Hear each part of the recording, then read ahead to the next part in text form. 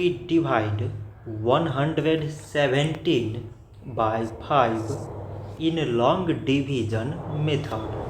So 5 times 2 is 10. On subtracting we get 1.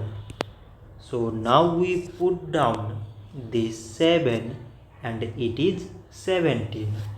So 5 times 3 is 15. On subtracting we get 2. So now there is no other number to put it down. So we take here decimal so that we put 0. So it is 20 and 5 times 4 is 20. On subtracting we get 0. So 117 divided by 5 is 23.4. So this much for today and thanks for watching.